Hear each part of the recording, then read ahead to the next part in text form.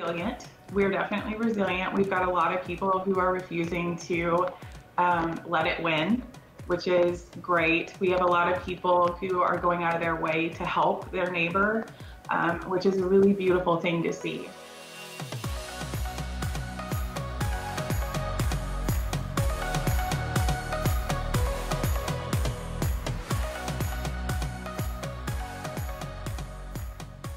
Hello and welcome to another segment of Bellingham Now.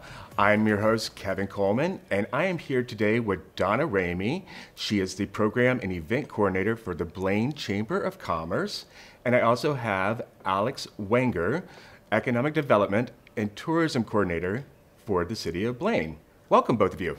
Thank you. Thank you. Tell us a little bit about the City of Blaine and the Blaine Chamber of Commerce for those who don't know about your organization. The Blaine Chamber has actually been in existence since 1891 here in Blaine, and for many years has been very event driven. We hold several events, annual events throughout the year. We also do networking and a lot of business activities as well, but we're very heavily event oriented, which has been an awesome thing being in the tourism place that we live right next to the border. We see several, well, I think 9 million people come through our border every year annually. And so, we're right on the harbor. It's a beautiful location. We've got lots of small businesses that are wonderful for our community, lots of tourism activities and things like that. So we partner with the City of Blaine quite a bit for a lot of those activities. And that's where Alex comes in. Yeah, so I work for the City of Blaine. I actually accepted a new position at the city, which is a newly created position of Economic Development and Tourism Coordinator position that started January of this year, January 2020. So and we got a couple months into the new position here, and then things got basically turned all upside down here with the pandemic. And normally we partner with the Blaine Chamber to promote tourism, to put on events downtown, and to help out our local businesses. And I think those efforts are needed now more than ever. We are experiencing significant tourism issues, with canceling events throughout the whole summer, and with all the challenges responding to COVID. So we're doing the best we can. Trying to start new programs during this time has been very challenging.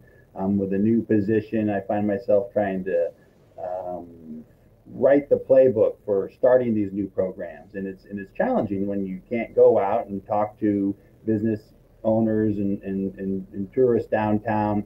We've been working from home, and actually, I would like to rephrase that. We're not just working from home. We're responding to a pandemic through social distancing and doing our best to work at home, which is a little bit different, I think. So that's our role. As the city, we provide all kinds of services and other things, but I'll defer going into further detail on those at this time. Gotcha. So being right there in Blaine and being a border town, and now the borders being closed to non-essential use, I'm sure that makes a huge economic impact on Blaine, as not only Blaine, but to Whatcom County. But since people are coming in right there, I'm sure you're seeing a huge change in traffic and how people are doing. So how are you changing during this pandemic to let people know what you're doing? Well, the border closure is a huge issue for us. If I could just address that real quickly, I think people are struggling and cities are struggling all across the state and the nation with the pandemic. But Blaine is uniquely challenged as a border community, and with the border closed, it is essentially like having a giant wall along one side of our city. So to the north, we border Canada, and with only essential travel being allowed through there, our customers downtown and our gas sales, all those things have been dramatically decreased So I think Blaine is impacted even more significantly than a lot of other cities in our situation. Yeah. And for you, Donna? Well, instead of planning our big 4th of July celebration coming up, we've totally shifted gears. I'm attending a lot of online meetings with the SBA, the SBDC, just trying to really become more of a resource for our small businesses, trying to learn about new programs that might be available to them and get the word out to them, trying to communicate with them and find out what they are doing.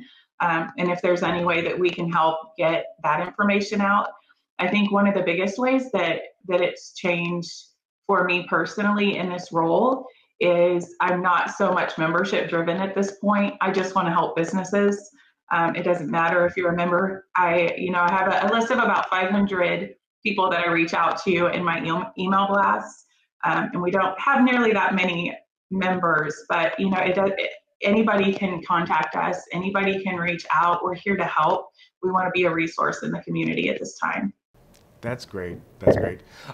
With everything that has changed, what have you learned about your business and the city and how it's working and things that are happening that you never thought would happen before because of all this? We're resilient. We're definitely resilient. We've got a lot of people who are refusing to let it win, which is great. We have a lot of people who are going out of their way to help their neighbor, which is a really beautiful thing to see. I moved here I was living in New Orleans for about 8 years before I moved here. And going from such a big town, it's like I moved back home to Texas, kind of, coming back here and really being among people who care about their community so much that they're willing to mow their neighbor's lawn and they're willing to go to the grocery store because they're at less risk. And businesses that are struggling to be open but have, food pantries like Bow Wow and Woofs has a food pantry for animals. And if you're in need and you can't afford it, just come get something. It's businesses like that that really, I think, are making a difference in our community because it's not just about all of us anymore. It's not about competition. It's about community. That's wonderful to hear. And Alex, what are you seeing with the city of Blaine that has changed and something that you never thought would happen before? Well, that border closure is big, and when you go downtown, you can see some of the effects there, but you can also see some local shopping and some picking up some essential items, and that's really great to see that local support for our business community. One of the things the city's doing to respond is we've opened up a small business loan program for businesses in the city of Blaine, and so.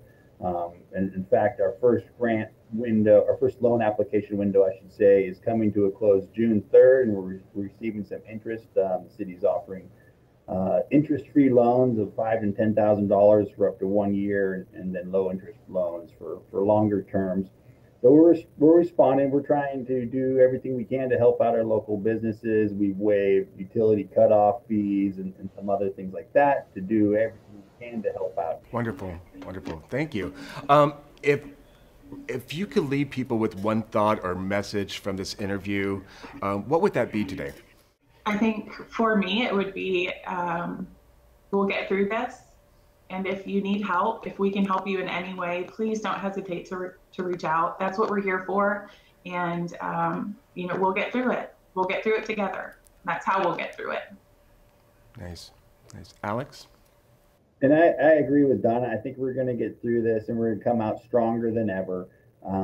We're not throwing in the towel. We're looking to do everything we can within the parameters of the governor's orders to be open for business at the appropriate time when those phases open up in the future.